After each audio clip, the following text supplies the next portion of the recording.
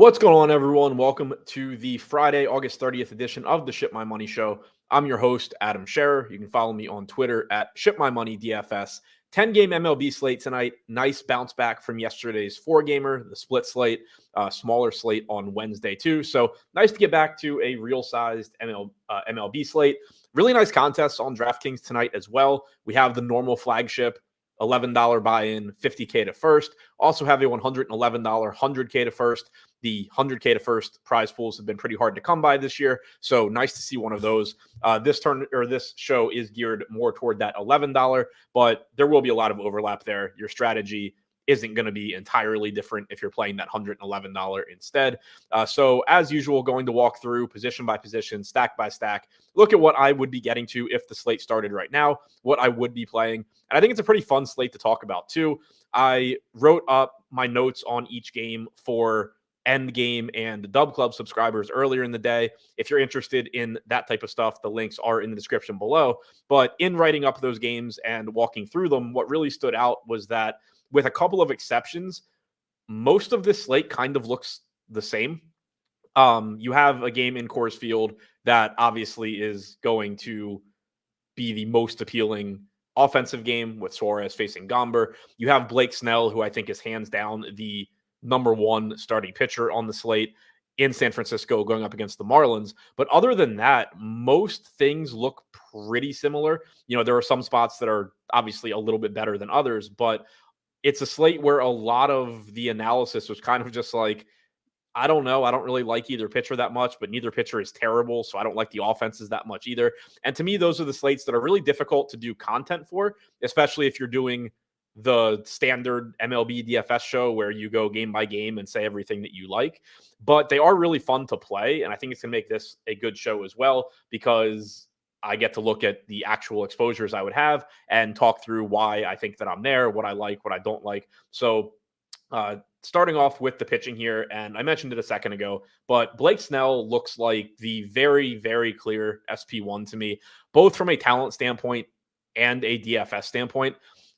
This slate, despite having 10 games, is really lacking as far as pitching talent goes. Blake Snell has the highest strikeout percentage on the slate at 33%. The second and third highest are Tyler McGill at 26.5% in a limited sample, and Pablo Lopez at 26.4%. Then you drop down to Framber Valdez at 24.2% is your fourth highest strikeout percentage on this slate. So Snell just far and away the best strikeout percentage on the slate. He's pitching in a good park in San Francisco.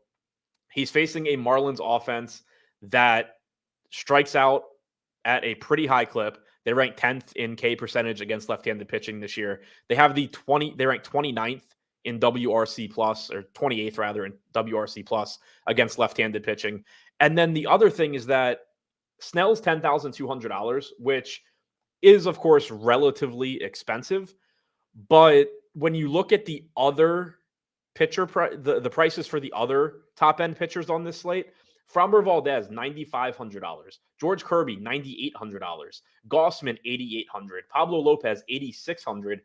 It makes that price tag on Snell not as much of an issue, because it's basically what it looks like DraftKings did is that they dynamically priced the pitching today, knowing that pitching's pretty weak. So, you know, normally you wouldn't want to pay $9,500 for Valdez against Kansas City, but there's not really that many better alternatives. So let's make him $9,500. Same goes for George Kirby. You're normally just not going to pay $9,800 for a guy that strikes out like 23% of hitters. But on this slate, he looks really good facing the Angels. So you price those guys up, but then they didn't really do anything with Blake Snell. They just kind of left Blake Snell where you would normally price a guy with a 33% K percentage in a good park and a good matchup. They didn't make him like 11K or something to balance out what they did to Valdez and Kirby. So it just makes him look even better relative to those guys. So I had said in my article earlier that I hadn't run lineups at that time, but I assumed it was going to be a slate where, even though the field is going to get the Snell like 2x any other individual pitcher, I expected that it would be one where I'm just kind of jamming Snell and then figuring out the rest of the pitching. And that's what's happening for me. Framber Valdez, 41% of my lineups. I was a little surprised by this one, but I'm okay with it because, again, I don't think that there's a lot of opportunity cost at pitcher today. There is opportunity cost in the sense that there's 20 pitchers pitching. And so it's not like you can get away with just having a bad game. But from a talent standpoint, Valdez does still look like one of the best pitchers outside of Blake Snell, who is in his own category here. Valdez's strikeout percentage has been increasing as the season's gone on. Earlier in the year, he was down hovering around like 20, 21%. And that was a big drop off from where we had seen him last year. And it led to a lot of slates where he was difficult to get to because he was kind of priced for what he had done last year and wasn't pitching to that level. He's back to getting strikeouts. He's up to a 24% K percentage now for the season. It's a tough strikeout matchup against KC. There are a couple of things working in his favor. One is that Kansas City is outside of Kauffman Stadium. They do strike out at a higher rate on the road. They still don't strike out a lot. They just strike out more than they do at home. They also do strike out at a little bit higher rate against left-handed pitching. Now, that is factoring in their active roster, not their starting lineup, so it is a little bit deceiving. But at the same time, when you run out a right-handed heavy lineup like KC is tonight, yeah, you're getting more right-handed hitters out there. They don't have a single lefty in their lineup, but you're also not getting Vinny Pasquantino, who's hurt anyway, MJ Melendez. Like, you're losing some of your better hitters. So the Royals against lefties, I think, does set up as a little bit better matchup than when they face righties. And Valdez, is a good pitcher, always has been, as far as limiting damage, limiting production goes. So it's good to see that as well. Sub 100 expected ISO against lefties this year. Not that that matters in this particular matchup, but also a 117 expected ISO to righties, 23.5% K percentage against righties. So while I generally don't like picking on Kansas City, I do think that Valdez still looks pretty good here. So does the field, projected for 28% ownership. Then George Kirby showing up 17% for me, Gossman at 14, Lopez at 14. These guys are all fine. Field's projected for 10 to 20% ownership on those guys, essentially. Kirby is a good pitcher. He has a very good matchup against the Angels. It is a park downgrade. Angel Stadium is better for scoring runs than T-Mobile by a pretty wide margin. It's also worse for getting strikeouts. It is still a good park for getting strikeouts, 107 park factor, 4 strikeouts over the last 3 seasons, but Seattle's at 115. So it is still a drop off there, just still a spot where you can get them. The matchup is great. The Angels rank 6th in strikeout percentage on their active roster against right-handed pitching this year. They rank 29th in WRC+. So very, very good matchup. The only negatives are the salary and, again, the park downgrade, but mostly the fact that he is $9,800. But I still do like getting to him where I can. I'm not too far below the field there. Kevin Gossman, tough matchup against Minnesota. Not the most appealing price point at $8,800 either. Strikeout rate is down this year as his splitter has lost a lot of the effectiveness that it had in previous seasons that led to the elevated strikeout rates for him. But in the context of this slate, he is still a decent strikeout pitcher, 22% K percentage, 4.07 xFIP. He gets out of the Rogers Center pitching in Toronto, or in Minnesota rather. So not quite as good a park for home runs. He has had major power issues this year. The thing that I think really stands out for him, though, is that he's only projected for 10 to 11% ownership, while guys like Pablo Lopez are projected for twice that. And I do think Lopez is the better pitcher, but I don't think the range of outcomes is all that different. So I don't mind using Gossman as just a contrarian pivot to some of these other more popular pitchers in lineups where you need him. Pablo Lopez, 8,600. I'm playing the same amount as Gossman. Like I said, I think he's the better pitcher, but I think that the range of outcomes is closer than ownership is giving it credit for, where Lopez is projected for 23% and Gossman for about 11. It is a tough strikeout matchup for Lopez. It's a tough matchup overall. Like I mentioned before, he does have one of the highest strikeout percentages on the slate at 26.5%.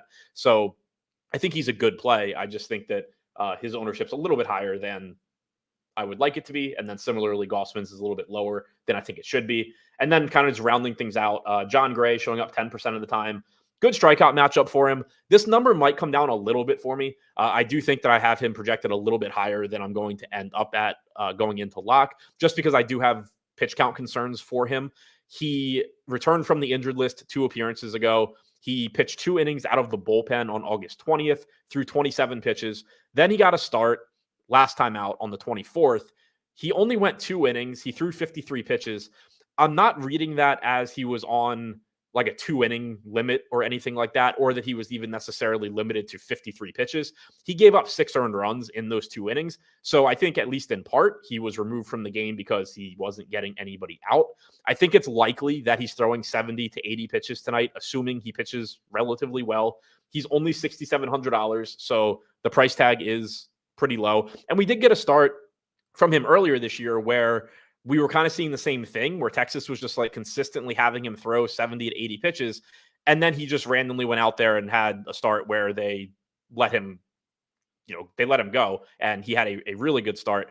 Trying to pull that up now to figure out exactly when that was. But the point being, there's no guarantee that he's limited at all today. I just think it's pretty likely based on what we've seen. Actually, I was misremembering that even in the start where he did really well, I was thinking back to the start against the White Sox on July 23rd. He went 7 2/3 innings. He still only threw 80 pitches. So I think it's pretty likely that you're getting 70 to 80 pitches from Gray here. Good strikeout matchup, good park, all of that. But, I think there are concerns about exactly how high the ceiling is, assuming that he doesn't just go out there and give you 7 2/3 innings in 80 pitches or something like that. Tyler McGill is the value piece that I think a lot of people will go to. He's projected for 17% ownership. I'm getting to 7%. There is, without question, strikeout upside here, rather, in this matchup. 26.5% K percentage going up against the White Sox, who are essentially a minor league offense. They rank dead last with a 77 WRC plus against right-handed pitching on their active roster. They rank 12th in strikeout percentage at 23.5%. It's a good matchup for McGill. He's not a great pitcher. He has walked 10.5% of the hitters that he has faced in the majors this year. He has a 4.2 xFIP, 4.15 FIP. So I understand why people are getting to him. I think the price tag is good. I think there's strikeout upside. I don't have a huge problem with him as a play or anything like that. It's just that I think the range of outcomes is pretty similar to some other pitchers that you can get to. And I think there's also cheap enough bats on this slate that look pretty good that you don't necessarily need to be getting down to him. So that's why, or one reason, you see me getting to just a bunch more Valdez and Snell. I don't mind just running a bunch of Blake Snell plus Framber Valdez lineups, taking on some cheaper offenses that I think are interesting to get to. So that's one approach. But if you are going to more expensive offenses, for example, I don't think I'm getting to Coors Field all that much. If you are paying up for the Orioles or paying up for the Rockies in Coors, then yeah, you're probably going to want to get to more McGill or these cheaper pitchers in general. And then I'm just kind of mixing in some Jonathan Cannon, Lively, Gallen, Stroman. Nothing that really stands out there, just pitchers that are showing up here and there. JP Sears, I saw mentioned with no Corey Seager in the Rangers lineup. Didn't have the Rangers lineup when I ran this, so Sears is going to look marginally better. I still kind of doubt that I get much of him at 7,900 in this park, but if he's somebody that you were interested in, certainly does look better without Seager. At the beginning, Jake DeWitt had asked about Aldegari going for the Angels against Seattle. I'm not getting there. I do understand the thought process. I think that it's reasonable. He is 7,800. He does have the good strikeout matchup. He is jumping straight from AA to the majors and facing a team with a ton of right-handed power in a park that plays up right-handed power. It's not a spot that I expect to get to. I'm not getting to it in this run. I would be surprised if I got to it in another run. I think he projects for like 11 to 12 DraftKings points for me, which on this slate is fine. It's in the same ballpark with a lot of other pitchers. So it's not, I don't think it's a crazy play. It's just not one that I think I'm going to be getting to. Oh, it looks like I do have him in 1 out of 150 lineups if the slate started right now. But he was striking guys out at a high level at AA. I think the Mariners are quite a big step up from AA. But if you're just saying, yeah, he's low owned and pitching on this slate outside of a couple guys sucks, I think that is completely reasonable. There are still strikeouts in the Seattle lineup as well. SMP mentioned that Gossman stuff was finally back to last year's level in his last start. Blue Jays pitched him on 5 days off as opposed to 4. So yeah, I mean, that's kind of, it's good to see. It's not something that I'm going to like use to override what he's done this year. But the other part of that is any good projection model. Yeah, it's factoring in the drop-off that we've seen from Gossman this year, but it's not completely ignoring that we're not very far removed from Kevin Gossman, the $10,000 pitcher, striking out 28 to 30% of hitters. So the truth was always likely to be somewhere in between what he's done this year and what he's done in the past anyway. And then any data points like that you can point to saying, oh yeah, maybe he is back to what he was before is certainly not going to hurt that case anyway. Moving on to the stacks that I'm getting to, and this is where I think things are just really wide open. The White Sox are showing up a lot for me. I don't love this one. They have one of the lowest implied run totals on the slate. But like I was saying, McGill's likely to be 15 to 20% owned. And outside of strikeouts, he doesn't do a whole lot well. 1.2 home runs allowed per 9 innings, double-digit walk percentage, 4.2 xFIP, and you get some negative correlation going up against him. I don't want a ton of money invested in the White Sox as a whole, but McGill has allowed a 196 expected ISO to right-handed hitters this year. Assuming that this White Sox exposure is, predominantly getting to, Luis Robert, for example, I'm happy with that. Andrew Vaughn, I'd be happy with that, batting cleanup at 3,500. Corey Lee is batting sixth, catching at 2,400. Nicky Lopez leading off at 2,300. There is value in this team. So while they don't have the highest implied run total, it does set you up to get, Snell plus Valdez plus good one-offs, mini stacks. You can use the White Sox as mini stacks as well. They are showing up both as 5-mans and mini stacks for me. But this is a spot where I think I'm getting to them mostly because of the pricing and because McGill is getting some ownership and he is a pitcher that will give up some power. But it is a reminder that you are looking at your lineups and the upside of your lineups as a whole.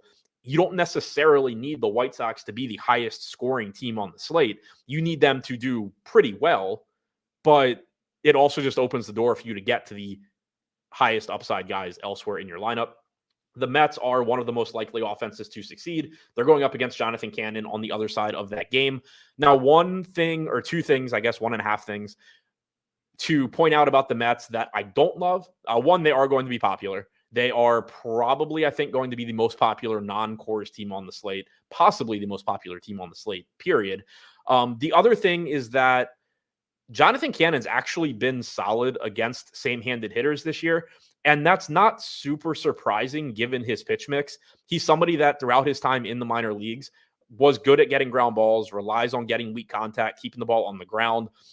Pitchers that rely pretty heavily on a sinker generally do struggle with opposite-handed hitters and are better against same-handed hitters. The reason being that their best pitch is running in on the hands of same-handed hitters, and it's running right back to the barrel for opposite-handed hitters. And we've seen those splits hold up for Cannon so far in the majors. 17.7% K percentage, 132 expected ISO, 316 expected WOBA to righties. Lefties striking out 14.5% of the time, so 3 points lower. 205 expected ISO, 356 expected WOBA. So that's not to say that I think Mark Vientos or Pete Alonso or JD Martinez are bad plays. I'm still happy to get to them. They have plenty of power from the right side. They are better at hitting than Jonathan Cannon is at pitching, but I do prefer the lefties. This is a really good spot for Francisco Lindor, Brandon Nimmo, Jesse Winker batting 5th at 3,400, Jeff McNeil batting 7th at 3,200. I really like those guys. And then the righties kind of, I think, just come along for the ride.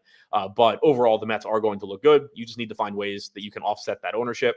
Seattle, talked about Aldegari for the Angels, but I do like the Mariners quite a bit here. I think I've said I like the Mariners quite a bit on a million slates this year, and I'm probably down a lot of money on those slates. But they get the park upgrade in Anaheim, park upgrade for scoring runs, park upgrade for right-handed home runs. And this is a team that does have a considerable amount of right-handed power, going up against a lefty, making his major league debut that hasn't pitched above Double-A. So you get all of the volatility that comes with just making your major league debut, period. But then you also get it with a guy that is making a massive, massive leap and didn't even pitch at the level below the majors. So it's just a really, really high upside spot for Seattle. Julio Rodriguez, Cal Raleigh, Randy Arozarena all have expected ISOs above 200 since the start of last season. So do Justin Turner and Dylan Moore. We don't have this lineup. I don't know who's going to be in it.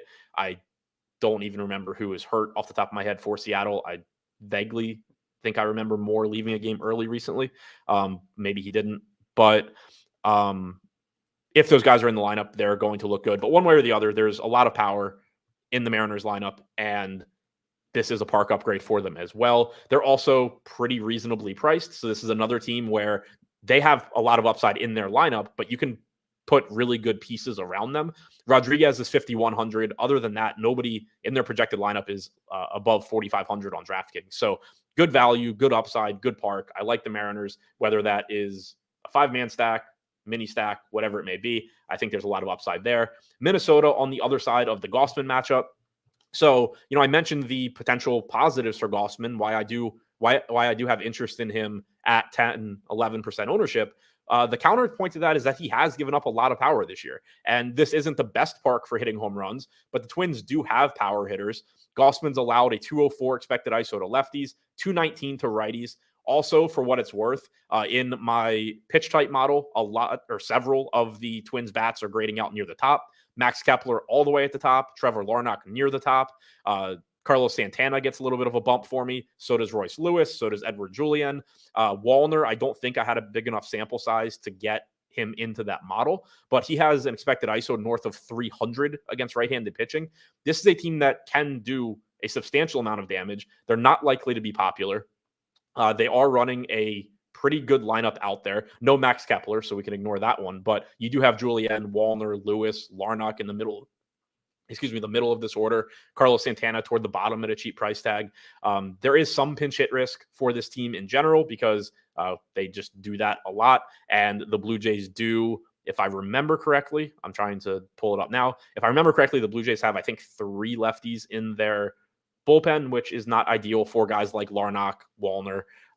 That does downgrade Minnesota a bit, but they do have power bats going up against the pitcher that gives up home runs. So that's interesting. I like Oakland a lot here on the other side of John Gray. This is a big park upgrade for the A's, and we know they have a lot of power bats. They strike out a lot, but they do damage when they hit the ball. John Gray is not particularly good at limiting power. He's not particularly good at getting strikeouts. 17% K percentage against lefties this year, 21% against righties, 180 expected ISO to lefties. So Lawrence Butler leading off at 4K, coming off of his second 3-home run game of the season. Say what you want about how out of the blue this, power streak from him is and how it's unsustainable what he's doing. He clearly has, power and speed upside and is in a park that is very good for hitting home runs from either side of the plate against a pitcher that is in his 3rd appearance back from the injured list. Hasn't been very good overall this season. Just got the shit kicked out of him in his last start. So certainly didn't do anything to alleviate rust concerns either. So I like Oakland. Butler, really individually standing out, but JJ Bleday batting 3rd, Seth Brown batting 5th at only 3K. While Gray has been better against righties, you can still certainly go to Rooker, Langoliers. These are guys that have power upside. And then on top of the home run upside in this park, John Gray also not good at controlling the running game, preventing stolen bases. That's a plus for Lawrence Butler. That's a plus for Zach Galoff. And then there are some other guys in this lineup that'll run as well, but those are the 2 that really stand out as stolen base guys that are likely to benefit there. So I like that. Cleveland, Pittsburgh, Baltimore, Toronto, all showing up next. The Cleveland game is just kind of an interesting one, I think, where neither pitcher is awful. Neither pitcher is good. Ben Lively taking on Bailey Falter. The park is or has been average for home runs for righties. It's been great for home runs for lefties. So you get a nice upgrade for the left-handed bats in the Pirates lineup going up against Lively, Reynolds, Cruz, your 2 lefties that are going to show up the most there. For Cleveland, you're getting a right-handed heavy lineup. Bailey Falter does give up a decent amount of power to right-handed hitters. He's allowed a 202 expected ISO to righties, 179 to lefties. So if you are going to Cleveland, don't sleep on Stephen Kwan leading off, Josh Naylor batting 5th, Andres Jimenez batting 7th. You can go to those guys, but you do have the right-handed bats too with Lane Thomas, Jose Ramirez, David Fry, Yoneski Noel. There is pinch hit risk. I think Noel, Fry, Thomas in particular have some when you get to right-handed hitters. Noel also has defensive replacement risk because they have him in right field. Fry is DHing, so he's somebody that if they want to, they can pinch hit for without considering defense at all. But there is a lot of right-handed power in this lineup going up against Falter. And I do think, or power in general going up against Falter. And I think it sets up as a pretty nice spot for them. Baltimore, very self-explanatory in cores. This is another team where whatever lefties end up in the lineup for them, you can play them. Gomber has actually given up more expected power to left-handed hitters than right-handed hitters this year. 238 expected ISO to lefties, 205 to righties, identical 16.9% strikeout percentage. So go to whatever Orioles you want to. They are obviously in a good spot in cores. They've sucked lately, but it's cores against a not great pitcher in Gomber. Toronto gets you some negative correlation against Pablo Lopez at 20 to 25% ownership. They are a high upside offense. Lopez is a good pitcher. I think if you're going to the Jays, it is just a combination of talent, low ownership, and negative correlation. Baltimore's lineup just came out. Slater, Santander, Henderson, Jimenez, Urias, Cowser, Rivera, McCann, Holiday. I actually hate this lineup. No Rutschman. So there's no Rutschman, as Power just pointed out. So you're just losing a really good catching option. But they're also running the right-handed platoon lineup, despite it being a left-handed pitcher that is actually worse against lefties than righties, and actually has a reason for that, being that he has a pretty good changeup.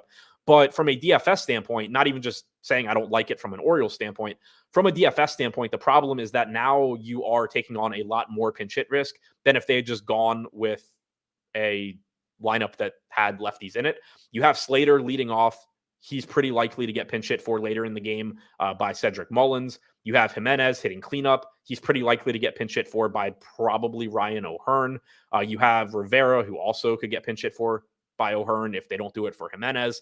I'm blanking, but I think that's the only lefty. So you have Cowser, Holiday, and Gunner starting. I'm pulling up their depth chart just to make sure I'm not forgetting anybody, but I think you basically have, because Holiday is starting, I think that you basically have O'Hearn and Mullins as your pinch hitters off the bench. Livan Soto, maybe he hits for Rivera, but chances are, and you have Rutschman. So Rutschman could come in and DH if they want him to. So there is substantial pinch hit risk with this lineup. Jimenez is the DH. So Rutschman could just come in for him. Rivera's playing first base. That is probably O'Hearn, and then Slater in the outfield is probably Mullins. So it's a cheap lineup because of the lineup they're running out there. 3K Slater leading off, cleanup hitter in cores, and Jimenez at 3,900. 5-hole hitter, Urias 3,800. I actually really like. He's probably not getting pinch hit for. Rivera 2,800 in cores. So it's a very, very cheap lineup.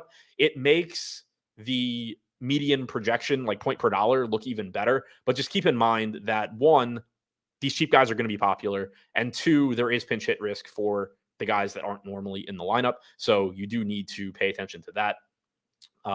Really interesting spot, I think, because of the pinch hit risk. But guys like Santander, it makes me really like the Orioles as a mini stack.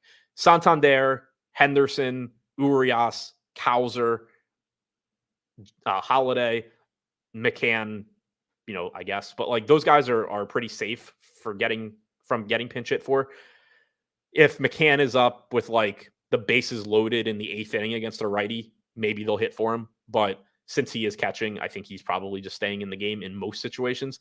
So I think it makes for an interesting team. And it's not like playing Slater or Jimenez is the end of the world. They still can do damage in a couple of at-bats, or, the Orioles hang 10 runs on Gomber and nobody bothers pinch hitting. They just leave these guys in. They give Mullins a day off. They give O'Hearn a day off. These are all things that can happen. So it's not like you should just be Xing them out of your player pool. Just keep in mind that the median projection doesn't tell the whole story, because there is a pretty good chance that some of these guys are getting pinch hit for. Now, looking individually, going position by position, of course, a lot of these exposures are going to coincide with the stacks that I'm getting to. But Corey Lee showing up the most for me at catcher. I really like this one. I've said it 100 times, but the opportunity cost at catcher just generally isn't going to be that high. Corey Lee is very cheap. He's got a pretty good spot in the lineup. He negatively correlates with a popular pitcher. He's not owned on his own. Makes sense in mini stacks, makes sense in full stacks. Francisco Alvarez, popular. I'm getting right around the field at 15%. He is one of the right-handed bats that, like I said, I prefer the lefties for the Mets, but Alvarez has a lot of power. He's cheap. cheap power at the catcher position is very difficult to come by. And when you find it, you don't really need to do a whole lot else other than click it into your lineup. Shea Langoliers at virtually no ownership, batting cleanup against Gray. I love this one. Like I said, Gray gives up more power to lefties than righties, but he does still give up some power to righties. Langoliers is one of the best power hitting catchers. He's a little expensive at 4,700, but gets the park upgrade here in Texas. I really like him at low ownership. I like the home run spot for Jeffers at low ownership against Gossman. Cal Raleigh, we don't have the lineup yet, but assuming he's in it, I like him against Aldegari. Rutschman's not in the lineup, so we can ignore this one. That is 16% catcher ownership. That is going to be reallocated elsewhere. And most of it probably won't go to McCann because he's not the same hitter as Rutschman. Then getting to, like a little bit Grandal, Kirk, O'Hoppe, Smith, all those guys are fine. But I really like what I'm getting to up there at the top. The field, as far as ownership goes, Adley was at the top. Clearly, that gets redistributed, probably in part to Alvarez and Raleigh. You'll probably see Himes' ownership come up a little bit as well. Moving over to first base, Andrew Vaughn, I think, at the top for me. Yeah, 3% ownership. Going up against a pitcher that gives up power in a park where you can hit home runs. 196 expected ISO allowed to righties for McGill this year. He has struck them out 25.5% of the time. Like I said, when we were talking about pitching, it's a boom or bust spot for him. He is more likely to have success than not, but he does give up power and he's getting ownership and the White Sox are not. So I'm happy to get to Andrew Vaughn here. Very happy to get to Seth Brown. Mentioned him earlier, but only 3K, batting fifth. Nice park upgrade, facing a pitcher in Gray that gives up power. Doesn't get a lot of strikeouts. And Brown does have a few stolen bases this year as well. Maybe he grabs one against Gray, who is pretty easy to run on. Pete Alonso, actually a little below the field, but I'm still getting there. And like I said, you're happy to get to him. But Cannon has been actually pretty good against righties. Pete Alonso, of course, not your average righty. Carlos Santana against Gossman, getting a little bit of a bump in my pitch type model. He is not the biggest power hitter, but he is only 3,300. Makes sense in mini stacks, makes sense in five mans. David Fry going up against Falter. I like that. JD looks fine. Gavin Sheets batting fifth at a cheap price tag against McGill looks fine as well. The field getting to Luke Raley quite a bit. I'm not getting there as much. Remains to be seen if he's actually in the lineup. He's in the projected lineup, but I wouldn't be surprised if he's not in the actual lineup. The field's getting to Lamont Wade here at 3,200. I get it. I think he makes some sense here going up against Adam Oller in San Francisco. It's a good point per dollar projection. He is underpriced. The thing I don't like is that the Giants are getting some ownership, and this is a park where ownership is being driven there because of median projections, but the range of outcomes isn't as favorable as it is in parks where it's easier to hit home runs, like Texas, for example.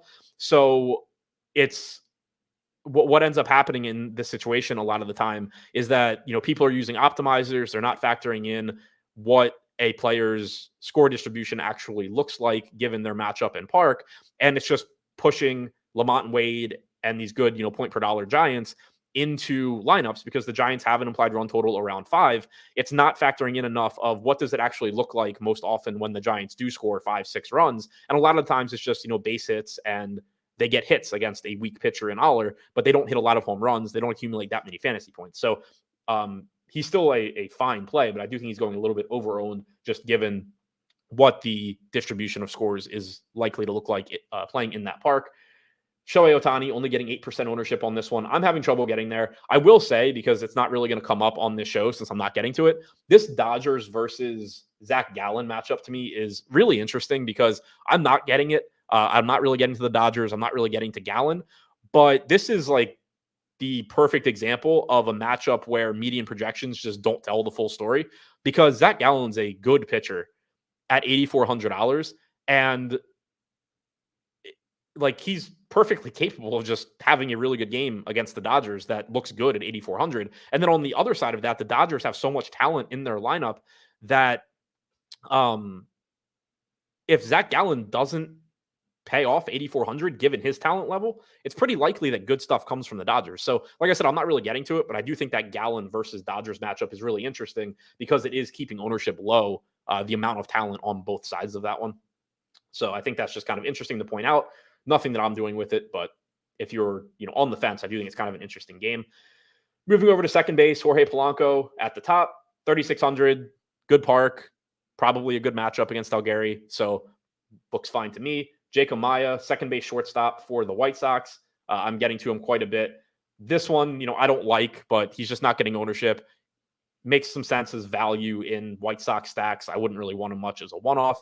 I actually am going to look and see, hopefully, most of the lineups that have him are stacks. So, yeah, he's in 21 out of 150 lineups. 20 of those 21 have at least 2 White Sox. 14 of them have 5. 2 have 4. So 16 of the 21 lineups are like full-on White Sox stacks. That's what I would want. He's not the type of guy that I just want to be using as a one-off in lineups. But if you're throwing him in the stacks, that's fine. Jeff McNeil, I like 11% at second base. I probably have more in the outfield. Looks good in my pitch type model, and that does go right along with what Jonathan Cannon struggles with as well. You just expect left-handed hitters to do damage against him. I like the price tag on McNeil. Will Wagner, 2% ownership. I'm getting a little bit more than that. Just still a good $2,700 price tag. Not a good matchup against Lopez, but there is upside here. He's cheap.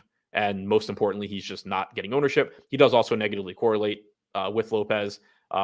He's batting second. So he was projected to hit ninth. Maybe that drives the ownership up a little bit. It will move his projection up a bit. Power had mentioned it earlier in chat, but no Springer, which means that you get Wagner hitting second, Varsho moving up to the leadoff spot. So Toronto's another team that just has a bunch of cheap hitters that are pretty good in an unappealing matchup. The field is getting to McNeil. They're getting to Polanco. So right there on those guys, 8% ownership projected to Holiday. Not an alarming amount of ownership or anything, but still higher than I'm getting to. Trying to catch up on questions for a minute. TTID Forever said, I know this is deeply contrarian, but if we were to guarantee 15 fantasy points from Cannon, would you take him? Probably, because if you guaranteed 15 points from him, it also means that the Mets probably didn't have a really good game. I'm getting to Cannon a small amount anyway. But, if you guaranteed 15 points there, you would certainly get him into more lineups. I mean, we can look. I have him projected for less than 15 for sure. I have him projected for 10 points and got him into 3% of lineups. So, if you give him 15 points, that would be higher than it would be the 6th highest projection on the slate. So if you guaranteed 15 points, you'd be playing him. Power said, when are you going to start NFL DFS videos? I haven't figured out an exact timeline. I can say for sure that I'll have a video this show for NFL on Sunday morning. I may do a Thursday showdown video. I'm not positive. I probably will not do a Friday showdown video this week because I have shit to do on Friday. Thursday's up in the air. Kind of depends on just like how prepared for NFL I am by then. I for sure will have a Sunday show for week 1 and a Sunday show every week going forward. What I do as far as Thursday showdown is kind of up in the air, but I am planning to have a full announcement for that on Twitter and my show on Monday, as far as a better idea of what my NFL show schedule is, a better idea of exactly what other content I'm putting out for NFL, whether that's game-by-game articles, projections, ownership, optimal percentages, all of that stuff. Working on finalizing all of that, what exactly I'm going to be ready to do, what I want to do. So I'm planning on having some sort of announcement for that Monday, but at the very least, I'll have this tournament show on Sunday morning for NFL. Scrolling down here. Am I generally against punting at pitcher by definition? If by punt you mean playing pitchers that aren't very good and don't get strikeouts, yes. And the reason is that hitter pricing just isn't that tight. Back years ago, hitter pricing used to be a lot tighter and the pitcher pricing was a lot tighter. So I used to actually spend a lot of time trying to find, cheap pitchers that I thought were going overlooked. I wasn't great at MLB DFS back then, so that could be one reason. But the reason that generally I just don't play a lot of cheap pitching is that you don't really need to. The way that scoring works in MLB DFS is so different for pitchers versus hitters that you're just always going to have the best value come from bats, because basically, like, no matter what salary you are, if you hit a home run, you're one of the best point per dollar values on the slate. And you don't need your pitchers to match that. Like Blake Snell at 10-2 if let's say Suarez, who's 6,200, scores 15 fantasy points tonight, that's a good point per dollar score.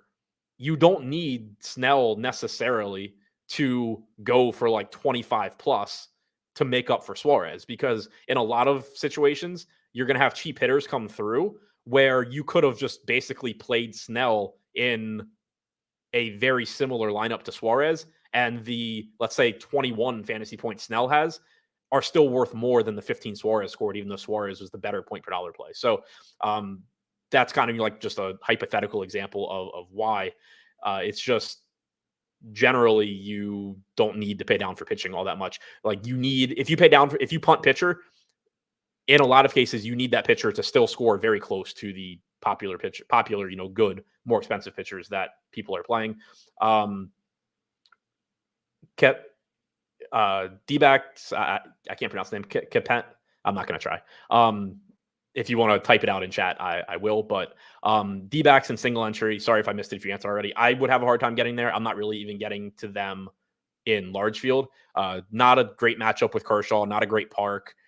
They do have talent. Like they're on a very long list of teams on this slate that you could just say, hey, they're low owned and they have good hitters. But, that list includes the Yankees. It includes Houston. It includes the Dodgers on the other side of that game. So I have a hard time wanting to get to them.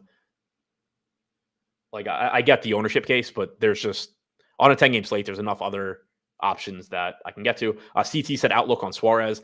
I think he's like kind of interesting if you have to punt pitcher, just because the Rockies do suck. The park is obviously horrible. Suarez isn't a great strikeout pitcher. He is really cheap. He is facing a team that isn't good at hitting and will strike out. That being said, I just don't really think I need to pay down for him all that much. I'm getting, looks like none right now. I was getting like I'm getting 1% right now. I was getting 2% earlier. As far as $6,200 pitchers go, he's fine, but I just don't really think that you need him. Kind of going back to the previous answer too about punting pitching. Now moving back to, I think I was on third base. Mark Vientos showing up the most for me. Same thing as I said with Alonso and Alvarez. I wish he were left-handed, but still happy to get to him against Cannon. Josh Rojas, if he's in this lineup for Seattle, not sure that he will be, but he is in the projected lineup that I used. Happy to get to him at the cheap price tag. Jose Ramirez, really, really like him against Falter. His price tag keeps him from getting a ton of ownership as well. Very happy to get to him. Happy to get to Urias. He got the lineup bump that we mentioned before, so probably does see an increase in ownership, but doesn't really have pinch hit risk here, which is nice. Royce Lewis, home run upside against Gossman, looks pretty good. Emmanuel Rivera getting a bunch of ownership. This one I am pretty happy to not be getting to. He's hitting toward the bottom of the order. He could do damage in a couple of at-bats, but he's pretty likely to be getting pinch hit for later in this game. Not a guarantee, but pretty likely that it happens, I think. He's playing first base, so it's not like he's at third or second, and you need a middle infielder to come in for him. Like, you're probably getting Ryan O'Hearn finishing this game at first base. So I do like getting away from the ownership there. Yeah, that's kind of the only one that stands out ownership-wise. At shortstop, getting to a lot of Nicky Lopez. I don't love it, but he is 2,300. I'm getting to a lot of the White Sox. This is just the type of play where if you're not playing the White Sox, you shouldn't be playing a lot of Nicky Lopez. But if you are, you may as well. So that pretty much sums up my Nicky Lopez exposure. 38 total lineups out of 150 would have Lopez. Of those 38, 33 have at least two White Sox. 20 of them are 5-mans. 2 more are 4-mans. So not quite the same level of like stack percentage as Amayo, but I wouldn't expect it to be because Lopez is better, leading off as a one-off than Amaya is. But ideally, mixing them both in the stacks. Francisco Lindor, really like it, even with the field, 5,600. Good park, good matchup, all of that. JP Crawford, if he's in the lineup, lefty, but still, especially if he's at the top of the order, good value, especially in your Seattle stacks. Castro, Cruz, Rocchio, Fitzgerald, all showing up somewhat.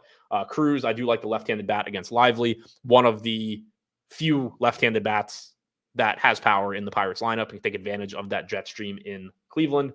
Willie Castro, leading off at shortstop, I think looks fine against Gossman, provided that the ownership does stay low.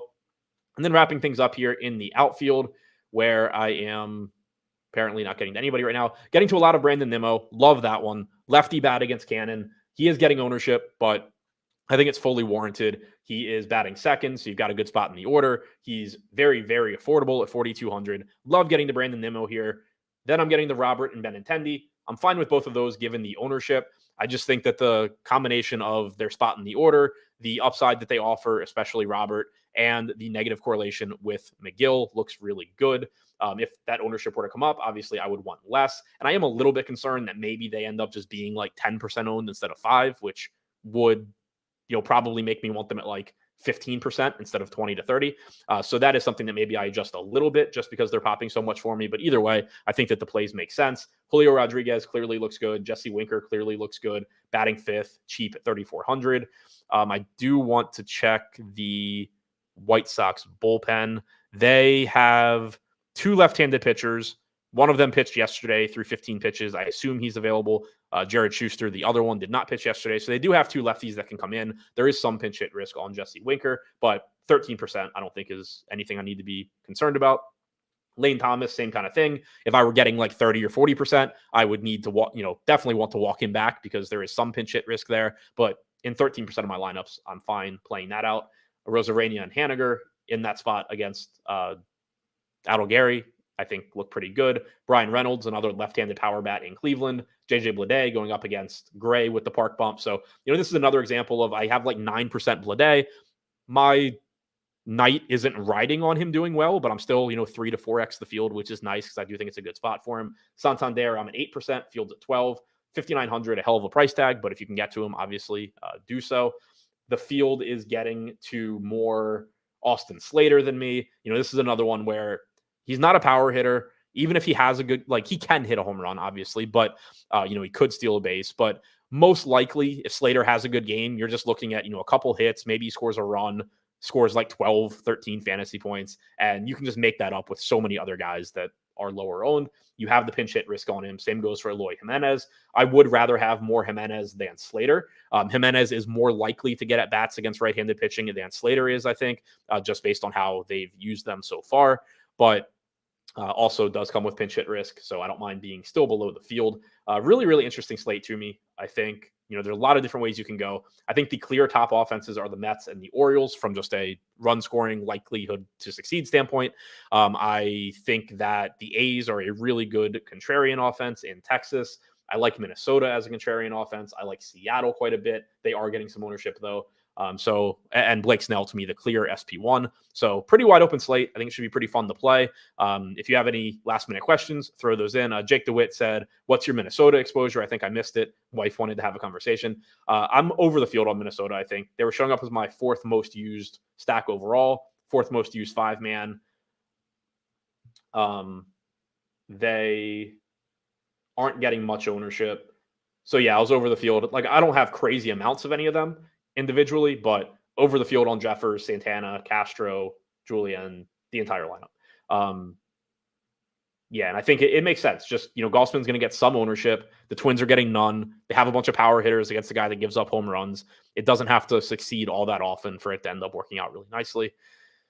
So yeah, that's it for this show. That's it for the shows this week. Like I said, I'll have more information on Monday as far as what I'm doing show-wise and what I'm doing content-wise for NFL.